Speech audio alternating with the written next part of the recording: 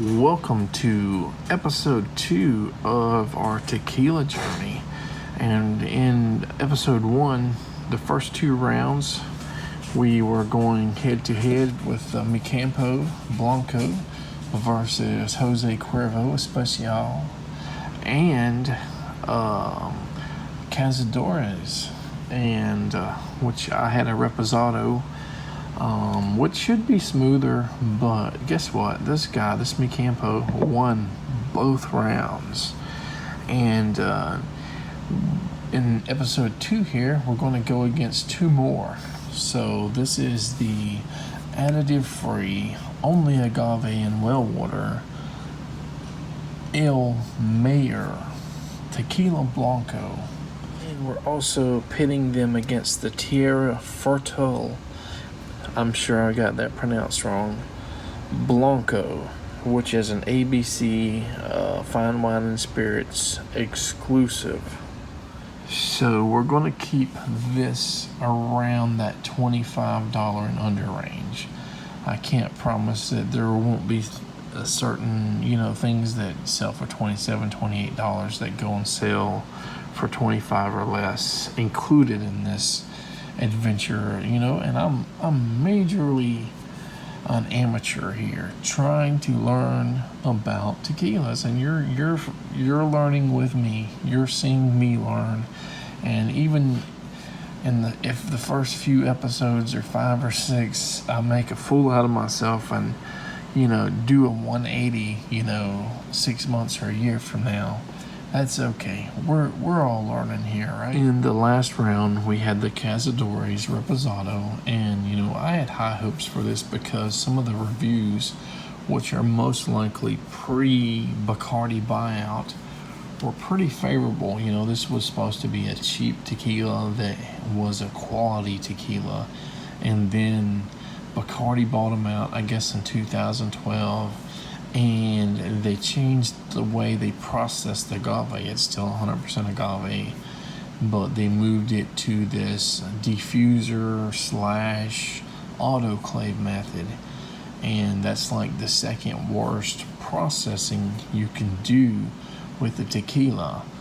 And there are other things that can go wrong in tequila making, like not using 100% agave in your recipe, and pretty much any tequila that is made with 100% agave says it. That's a marketing thing. This Cazadores has a nose that is similar to Jose Cuervo. It's not quite as pungent tasting as Jose Cuervo, but it's somewhat in between maybe this guy here and Jose Cuervo. One of the problems I found with some of these tequilas is it's hard to tell how the agave was processed.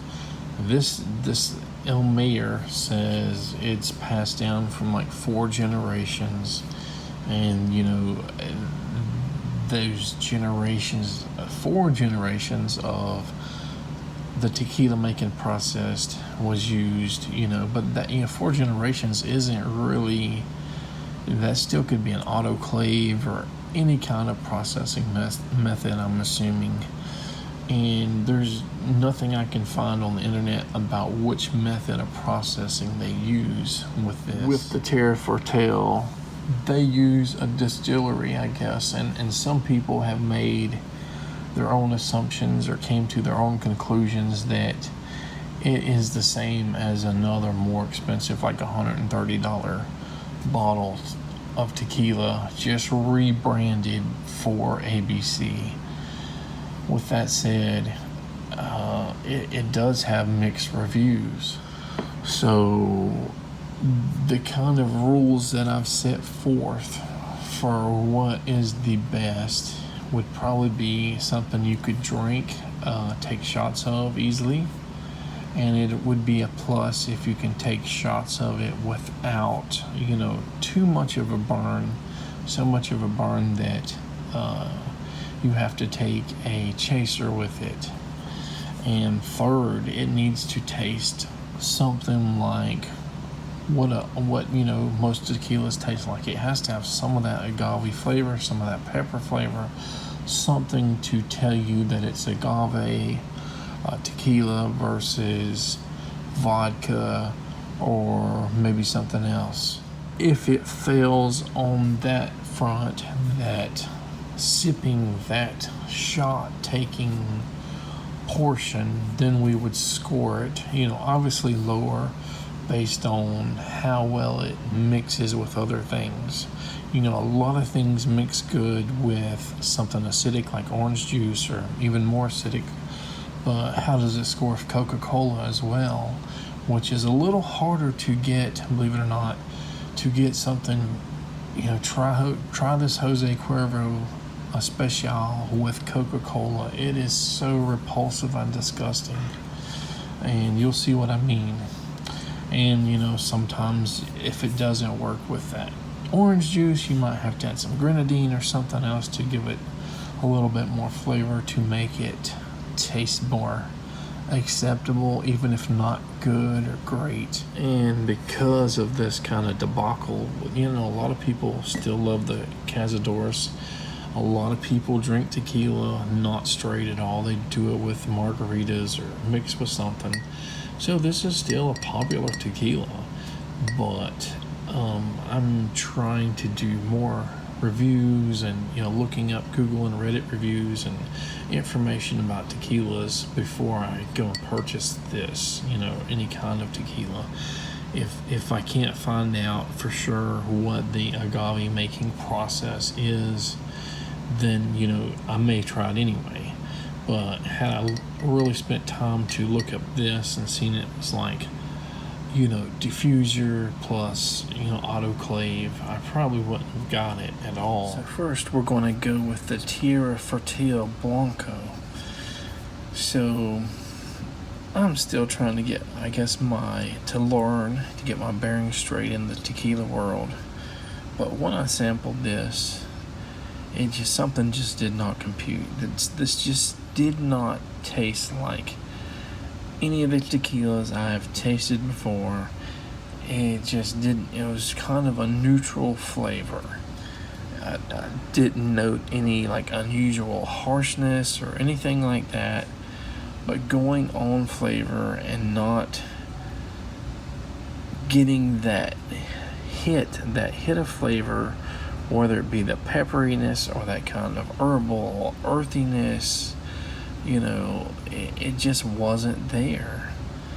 And I did try the añejo in this, and I did like it, but that's out of our price range. That's like $38 or something like that. So remember, we're at $25 or less. So this lost to our previous champion. So round 3 goes back to Mi Campo or Mi Campo.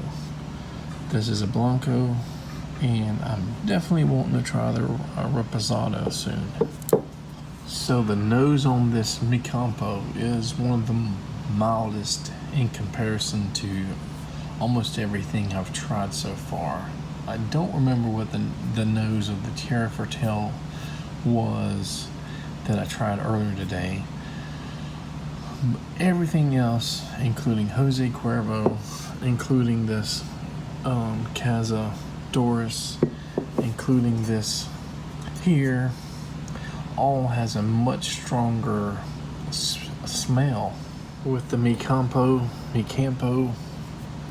I get a subtle sweetness, I get a subtle earthiness or herbalness, and I get a little bit of that pepper smell, super mild. With this guy,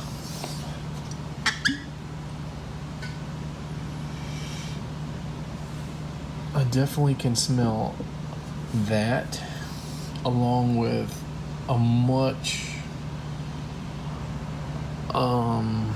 more moderate smell of alcohol, and there is a little bit something sour smelling in here. I often kind of read that people say citrus this, citrus that. I'm not sure if it's citrus that I'm picking up, but there is definitely a little bit of something tangy or sour on the nose there.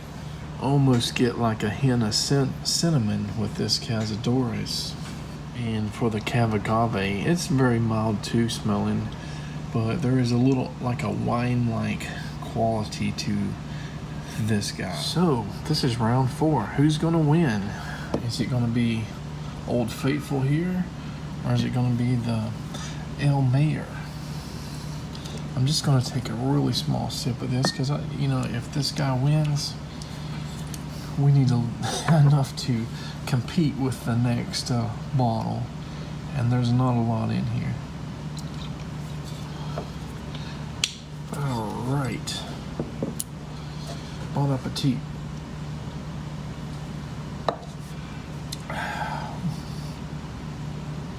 Yeah, peppery is what I get. Subtle sweetness, pepper. There's probably some of that earthiness, but it's very mild. So it's, my biggest complaint about this is probably it lacks some of the flavor, but it's a good sipping and shot taking tequila. So let's do the El Mayor Blanco. Not gonna do a big shot of that either, because I've already tasted this. So yeah, I don't know what that sourness is there.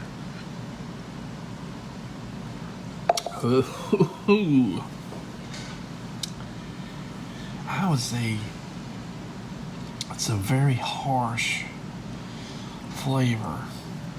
I can't tell if it's like the Mi Campo just amplified, with a flavor explosion, but there's also a harsher burn as well. It's not very good for sipping.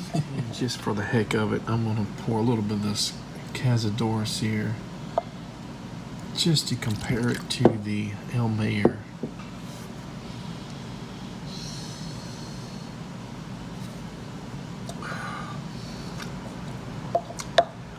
It might be a little bit more mild than that, but it's definitely got a little burn to it, but yeah, I think this is a little bit more, or a little bit less of a burn. And some people that I guess are tequila aficionados, they believe you should start with something that is milder, maybe like the Mi Campo, and that a real tequila, a really good tequila, you work your way up, because they consider, or they believe that people that go all in and get a real tequila, whatever a real tequila is, they're going to be turned off because of its harshness or something like that.